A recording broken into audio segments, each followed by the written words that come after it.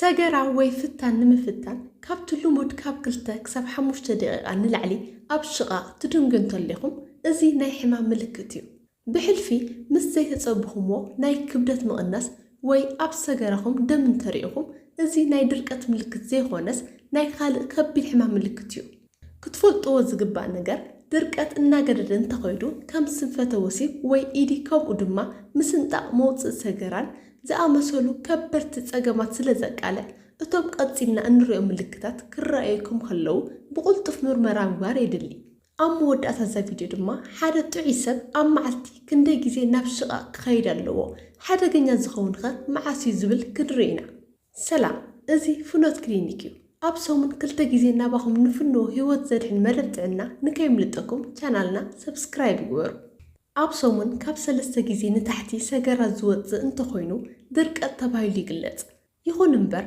ክንደይ ግዜ ሰገራ ይወፅእ ዝብል ካብ ሰብ ናብ ሰብ ይፈላለዩ ገለ ሰብ ኣብ ውሽጢ መዓልቲ ብተደጋጋሚ ሰገራ ከውፅእ ይኽእል ገሊኡ ድማ ኣብ ሰሙን 2 ግዜ ወይ 3 ግዜ ጥራይ ከውፅእ ይኽእል ካብዚ ልምዲ ወፃኢ ክኸውን ከሎ ወይ ድማ ክድንጉ ከሎ ድርቀት ተፈጢሩ ንብል ስለዚ ገሊኦም ሰባት ኣብ መዓልቲ ውሽጢ 2 ወይ 3 ግዜ ናብ ሽቓ ዝኸዱ ኣለዉ እዚ ንዓቶም ጸገም የብሉን ንቡር እዩ እቲ ዓብይ ጸገም ግን እንታይ እዩ ካብቲ ንቡር ዝኾነ ነገር ፍሉይ ምስ ዝኸውን እቲ ሓደ መለክዒ እሱ እዩ ካልኣይ ድማ ክወፅእ ከሎ ንባዕሉ ኣዝዩ ተሪርን ዘሕምምን ምስ ዝኸውን ጸገም ኣሎ ማለት እዩ ካልእ ድርቀት ዝግለጸሉ ሰገራ ክደርቕ ከሎን ንምውፃእ ከሸግር ከሎን ሰገራ ኣብ ዝወፀሉ ግዜ ቃንዛ ዝህሉ እንተኾይኑ ከምኡውን ብምሉእ ሰገራ ከም ዘይወፀ ዝስምዐካ እንተኾይኑ እዞም ስዑብ ናይ ድርቀት መግለፂታት እዮም ጊዜያዊ ዝኾነ ድርቀት ብዙሕ ግዜ ዝኽሰት እዩ ነገር ግን ንነዊሕ ግዜ ዝጸንሕ ድርቀት ኣብ ዝኽሰተሉ ግዜ ናይቲ ሕሙም መዓልታዊ ንጥፈታት ካብ ምዝራቡ ብተወሳኺ እቲ ሕሙም ሰገራ ኣብ ዝወፀሉ ግዜ ንነዊሕ ሰዓታት ናይ ዒሕ ኩነታት ካልኦት ምልክታትን ይህልዎ ድርቀት ከመይ ይፍጠር ድርቀት ዝኽሰት እቲ ዓብይ መዓንጣ ካብ ሰገራ ውሽጢ ኣዝዩ ብዙሕ ማይ ክመጥእ ከሎ እዩ እዚ ድማ ነቲ ሰገራ ይድርቆ ሰገራ ምስ ዝደርቕ ድማ ንምውፃእ ኣሸጋሪ ይኸውን ምግቢ ብመደበኛ ኩነት ኣብ ምግቢ መሕቀቂ ውሽጢ ወይ ድማ ኣብ ምግቢ መሕቀቂ ኣካላት ውሽጢ ክዘዋወር ከሎ ዓብይ መዓንጣ ቀስ ብቐስ ንጥረ ነገራት ካብ ምግቢ ይወስድ ካብ ቀጢን መዓንጣ ናብ ዓብይ መዓንጣ ዝኸይድ ከፊል ዝሓቀቐ ምግቢ ሰገራ ይኸውን ጠንቅታት ድርቀት እንታይ እዮም ጠንቅታት ድርቀት ኣብ 3 ከፊልና ክንሪኦም ንኽእል እዚኣቶም ድማ ናይ ኣነባብራ ለውጥታት መድሓኒታትን ናይ ጥዕና ጸገማትን እዮም ነዚኣቶም በብሓደ ንሪኦም ብቐዳምነት ናይ ኣነባብራ ለውጥታት ኣለዉ ድርቀት ዘስዕቡ ልሙዳት ናይ ኣነባብራ ለውጥታት እንብሎም ንኣብነት ኣብ ምግብና ዘሎ እቲ ዓብይ ነገር እዩ እቲ ቀዳማይ እኹል ፋይበር ስለ ዘይንወስድ እዩ ፋይበር ካብ ዝተፈላለየ ነገር ክንረኽቦ ንኽእል ፋይበር ንባዕሉ ካርቦሃይድሬት ይኹን እምበር ናብ ሰውነትና ዝኣቱ ዝተሓላለኸ ስለ ዝኾነ ኣብ ሰውነትና ኣይጠቅምን በዚ ምኽንያት ኣብ መዓንጣና ስለ ዝጸንሕ ማይ ናይ መሓዝ ባህሪ ስለ ዘለዎ ንሰገራና ብቐሊሉ ናይ ምውፃእ ባህሪ ኣለዎ ስለዚ ነዚ ነገር ክነዘውትሮ ኣለና እንታይ ንብላዕ ዝተፈላለዩ ፍራምረ ፍሩትን ኣሕምልትን እዮም ዝምከሩ ብዙሕ ፋይበር ስለ ዘለዎም ኣሕምልቲ ብፍላይ ድማ ከም ሰላጣ ዝበለ ነገር ከም ሓምሊ ብሓፈሻ እዞም ቆፅል መፅልታት ኩሉ ግዜ ኣብ ምግብና ክንውስኾም ኣለና ካልእ ኣብ ገዛ ውሽጢ ፍቱን ኮይኑ ዝተረኸበ ድማ ሰሊጥ እዩ ኣብ ውሽጡ ዘሎ ናይ ሰሊጥ ዘይቲ ነቲ ዓብይ መዓንጣና ከለስልሶ ወይ ድማ ናይ ምርሓስ ክእለት ስለ ዘለዎ ብቐሊሉ ከም ዝሸራተት ይገብር ካልእ ድማ ዘይተውሊዕ ወይ ድማ ኦሊቭ ኦይል እዩ ዘይተውሊዕ እንተለኩም ሓንቲ ማንካ ኣብ ሰላጣኹም ጌርኩም ክትጥቀሙ ትኽእሉ ኢኹም ንሱ ንባዕሉ ብሉፅ ፍታሕ እዩ ካልእ ድማ ዝንጅብል እዩ ዝንጅብል ብሻይ መልክዕ ክመጽእ ይኽእል ምስ ቀረፋ ጌርኩም ክትሰትይዎ ትኽእሉ ወይ ድማ ነቲ ዝንጅብል ቅጥቅጥ ኣቢልኩም ናይ ዝንጅብል ማይ ኣዳሊኹም ወይ ኣፍሊሕኩም ኣብ ፍርጅ ኣቕሚጥኩም ምስ ትሰትይዎ ንሱ ንባዕሉ ፍታሕ እዩ ካልእ ድማ ናይ ለሚን ማይ እዩ ለሚን ጽሙቕ ኣቢልና ምውቕ ዝበለ ማይ ምስ እትሰትዮ ንሱ ንባዕሉ ነቲ ጨዋዳታት መዓንጣ ናይ ምንቅስቓስ ባህሪ ስለ ዘለዎ ጽቡቕ ፍታሕ እዩ ብኻልኣይ ደረጃ ምስ ንሪኦ ድማ ብዙሕ ማይ ኣይንሰትን ስለዚ ክንደይ ዝኣክል ስለ ዘይሰትና እዩ ጸገም ፈጢሩ እንተኢልኩምኒ እንተወሓደ ከምዚ ዓይነት ነገር ዘዘውትረኩም ወይ ድማ ዘጥቅዓኩም ሰባት ካብ 6 ክሳብ 8 ኩባያ ኣብ 24 ሰዓት ውሽጢ ክትጥቀሙ ይግባእ ብሓንሳብ ምስታይ ኣይድልን እዩ ዋላ እንተዘይፀምኦኩም ምስታይ መብዛሕትኡ ግዜ ሰባት ምስ ፀምኦም ጥራይ እዮም ዝሰትዩ ከምዚ ዓይነት ዘጥቅዐኩም እንተኾይኑ እዚ ልምዲ ክተማዕብሎ ኣለኩም። ሙሉእ መዓልቲ ቀስ እናበልና ንነዊሕ ሰዓት ማይ ምስታይ ጽቡቕ እዩ። ፍርቁ ብሽንቲ ይወፅእ። ፍርቁ ከዓ ሰገራና ንምርሓስ ዓብይ ሓገዝ ይገብር። ካልእ ድማ እቲ ስምዒት ሰገራ ምስ መጸኩም ሽዑ ንሽዑ ናብ ሽቓቕ ምኻድ ልምዲ ግበሩ። እቲ ቀዳማይ ምልክት ምስ ተረኣየ ቀልጢፍኩም ሂዱ። ኣብ ዝጸናሕኩም ቁጽሪ ኣብ መዓንጣኹም ብዙሕ ምስ ጸንሕ ሰውነትኩም ነቲ ኣብቲ ሰገራ ዘሎ ማይ ስለ ዝመጦ የድርኦ። ካብዚ ዝተልዓለ ነዚ ልምዲ ዕሽሽ ኣይትበልዎ። ሰውነትኩም ክደፍእ ከሎ ዕሽሽ ምስ ትብልዎ ነቲ ናብ ኣእምሮኹም ዝመሓላለፍ መልእኽቲኹም ተበላሽዎ ዘለኹም። እቲ ዓብይ መዓንጣና ልክዕ ከምዚ ክጭበጥ ከሎ ነቲ ምልክት ኩሉ ግዜ ክነስተኣናግዶ ክንኽእል ኣለና። ካልእ ድማ ናይ ኣነባብራ ለውጢ እዩ። ንኣብነት ሕጂ ሓደ ፍቱን ኮይኑ ዝተረኸበ ልክዕ ከምዚ ኣብቲ ስእሊ እትሪእዎ ሩቤን ሬክታሊስ ዝበሃል ጭዋዳ ኣሎ። እንታይ ዝገብር? ነቲ ናይ መወዳእታ መውፅእ ሰገራ ነቲ ናይ መወዳእታ ዓብይ መዓንጣና ዘራኸብ እዩ።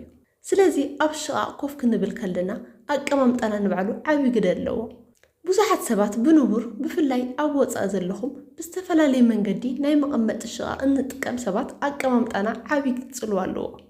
ሕጂ እዚ ኣብዚ ስእሊ እትሪእዎ ናይ እግሪ መቐመጢ ኣብ ዝኾነ ቦታ ክሽየጥ ይኽእል እዩ። ዋላ ንስኹም እውን መጽሓፍ ደራሪብኩም እግርኩም ክትዕርፉ ትኽእሉ ኢኹም። ስለዚ በዚ መልክዕ 35 ዲግሪ ኮይና ምስ ንቕመጥ እዩ እቲ ሰገራ ብፍጥነት ክወርድ ዝኽእል። ግን ብኸምዚ ኣብዚ ስእሊ እትሪእዎ ጥፍጥፍ ኢልና 90 ዲግሪ ምስ ንቕመጥ እዚ ጭዋዳ ይስሕቦሞ ነቲ መውፅእ ይዓጽዎ። ብፍላይ ሰገራና እንተደሪዮ ከቢድ እዩ፣ ኣብኡ ሒዝዎ ይተርፍ። እናጸንሐ ድማ እናተረረ ይመጽእ እሞ ናብ ሆስፒታል ክሳብ ምኻድ ከብፅሕና ይኽእል እዩ። ስለዚ እዚ ኣዝዩ ፍቱን ፍታሕ እዩ፣ ብጣዕሚ ቀሊል ናይ ሽቓቕ ኣቀማምጣና ሰገራ ንኽወፅእ ዓብይ ሓገዝ ስለ ዝገብር ኣብዚ ኣተኩሮ ክትገብሩ ኣለኩም። ካልእ ድማ ስፖርታዊ ምንቅስቓስ እዩ። ዝኾነ ምንቅስቓስ ነቲ ኣብ መዓንጣና ዘሎ ምግቢ ብቐሊሉ ንክንቀሳቐስን ነቲ ጭዋዳታትና ምፍትሕታሕ የፈጥኖ። ስለዚ ሰገራ ብቐሊሉ ናብ ታሕቲ ናብ መውፅእ ሰገራ ክሳብ ዝመጽእ ዘሎ ጉዕዞ የፋጥኖ። ስለዚ ስፖርት ምስራሕ ዓብይ ረብሓ ኣለዎ። እንታይ ዓይነት ስፖርት ዝኾነ ክኸውን ይኽእል። ምኻድ፣ ሙግያይ ግን ኣይትርስዑ። እንተወሓደ ኣብ መዓልቲ ካብ 15 ክሳብ 20 ደቓይቕ ንግሆ ወይ ምሸት እንተሰሪሕና ዓብይ ፍታሕ ክንረክብ ኢና። ናብ መድሓኒት ክንከይድ ከለና ድርቀት ከስዕቡ ዝኽእሉ ገለ መድሓኒታት ኣለዉ። እዚኣቶም ድማ ናይ ቃንዛ መዝሐልቲ መድሓኒታት፣ ንጭንቀት ወይ ድማ ድብርቲ ዝእዘዙ መድሓኒታት፣ ናይ ኣለርጂ መድሓኒታት፣ ዝተወሰኑ ናይ ጸቕጢ ደም መድሓኒታት፣ ንስነ ኣእምሮ ዝእዘዙ መድሓኒታት፣ ናይ ዘውድቕ ሕማም መድሓኒታት፣ ከምኡ እውን ንምምላስ ወይ ዕውሉል ዘብሉ ዝእዘዙ መድሓኒታት ንድርቀት ጠንቂ እዮም። ካልእ ብሳልሳይ ደረጃ ድርቀት ዘስዕብ እንታይ እዩ? ናይ ጥዕና ጸገማት ክህልው ከለው እዩ። እዞም ናይ ጥዕና ጸገማት እንታይ እዮም? ሕማም ሽኮርያ፣ ናይ ዓብይ መዓንጣ ካንሰር፣ ፍታን ንምፍታን ናይ ሰገራ መውፅእ ጭዋዳታት ምልጣጥ ዘይምኽኣል፣ ከምኡ ድማ ጥንሲ ንድርቀት ጠንቂ እዮም። ምልክታት ድርቀት እንታይ እዮም? ዋና ዋና ዝበሃሉ ምልክታት ድርቀት ኣብ ሰሙን ካብ 3 ግዜ ንታሕቲ ሰገራ ምውፃእ፣ ሰገራ ምድራቕ፣ ሰገራ ኣብ ዝወፀሉ ግዜ ቃንዛን ሓያል ዒሕታ ክህሉ ከሎ፣ ናይ ከብዲ ቃንዛን ቁርፀትን፣ ከብዲ ምንፋሕ፣ ከምኡ ድማ ሰገራ ሙሉእ ንሙሉእ ከም ዘይወፅእ ስምዒት ምስማዕ። እዚኣቶም ብዋናነት ናይ ድርቀት ምልክታት እዮም። ንሕማም ድርቀት ዘቃልዑ ነገራት እንታይ ክኾኑ ይኽእሉ? ድርቀት ኣብ ዝኾነ ሰብን ኩነታትን ከጋጥም ይኽእል። ነገር ግን ገለ ጠንቅታት ነቲ ድርቀት ብተደጋጋሚ ክህሉን ቀጻሊ ክኸውንን ይገብርዎ። እዞም ጠንቅታት ክንርኢ ከለና ቀዳማይ ዕድመ ምውሳኽ። ዕድሚኦም ካብ 65 ዓመት ንላዕሊ ዝኾኑ ሰባት ንድርቀት ልዑል ተገላጽነት ኣለዎም። ምክንያቱ ዕድመ ክውስኽ ከሎ ጭዋዳታት ስርሖም ይቕንስ፣ ጥንካሬኦም እውን ይቕንስ። ኣብ መውፅእ ሰገራ ከባቢ ዝርከቡ ጭዋዳታት እውን ስርሖም ክቕንስ ከሎ ድርቀት ይፍጠር። እቲ ካልኣይ ድማ ንደቂ ኣንስትዮ ብፍላይ ኣብ ግዜ ጥንስን ድሕሪ ሕርስን ናይ ሆርሞን ምልውዋጥ ስለ ዝህሉ ድርቀት ዝተለመደ ይኾን። እቲ ሳልሳይ ድማ ብፋይበር ዝሃብቶም ምግብታት ዘይምምገብ። ፋይበር ምግቢ ብቐሊሉ ናብ መዓንጣ ክሓልፍ ይገብር። እቲ ራብዓይ ድማ እኹል ፈሳሲ ዘይምውሳድ። እቲ ሓምሻይ ድማ ንእስ ወይ ድማ ዝኾነ ዓይነት ስፖርታዊ ምንቅስቓስ ዘይምግባር። እቲ ሻርሻይ ድማ ንድርቀት ዘቃልዑ መድሓኒታት ምጥቃም። ንኣብነት ናይ ጸቕጢ ደም ንምቕናስ ዝሕግዙ ንስነ ኣእምሮ ጸገማት ዝወሃቡ መድሓኒታት ንድርቀት ዘቃልዑ ጠንቅታት እዮም። ናይ ድርቀት መጠንቀቕታታት ምልክታት። ናይ ድርቀት መጠንቀቕታታት ምልክታት ክኽሰቱ ከለዉ ብህፁፅ ምርመራ ምግባር የድሊ። እዞም ምልክታት እንታይ እዮም? ድርቀት ሓድሽ እንተኾይንኩም ማለት ድማ ንመጀመርታ ግዜ እንተተፈጢሮም ኣብ ሰገራ ደም እንተልዩ ክብደት ምቕናስ እንተልዩ ናይ ድርቀት ፀገም ካብ 2 ሰሙን ንላዕሊ እንተኾይኑ ዕሽሽ ክትብልዎ የብልኩምን ብቁልጡፍ ምርመራ ክትገብሩ ይግባእ። ክትፈልጥዎ ዝግባእ ነገር ድርቀት እናገደደ እንተኸይዱ ብቐሊሉ ንብዙሕ ስር ዝሰደዱ ናይ ጥዕና ፀገማት ምቅልዑ ዘይተርፍ እዩ። ብፍላይ ከም ስንፈተ ወሲብ ከምኡ ድማ ናይ መውፅእ ሰገራ ምስንጣቕን ዝኣመሰሉ ከበድቲ ፀገማት ስለ ዘቃልዕ እቶም ምልክታት ክርአይ ከለዉ ብቁልጡፍ ምርመራ ምግባር የድሊ። ናይ ሎማዓንቲ መደብ ጥዕና እዚ ይመስል። ክሳብ ብኻልእ መደብ ጥዕና ንራኸብ። ሰላም ፅንሑ።